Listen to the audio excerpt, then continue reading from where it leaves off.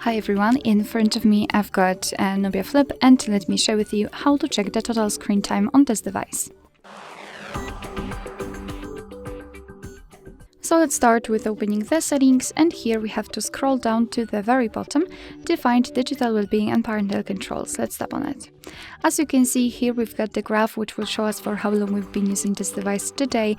In my case it was 1 hour and 13 minutes, and most of the time I've spent on the settings, then camera, phone, for or photos, and the other. Here we've got also the unlocks and notifications count. So if you want to, you can check some further details just by tapping either inside the graph, and you will be transferred to the dashboard, which will show you the time spent on the screen in specific days of the week. You can tap on it and then you will check the information. You can change the screen time to the notifications received and times opened, and under it you've got the list of all the apps you've been using with the specific time you've spent on them. And the second way is to tap directly on the app, so for example settings or camera in my case. Just tap on it and again you've got the dashboard, but this time it is tightly connected with this one app. Again, you can change the screen time to the notifications received and times opened, and from daily to hourly.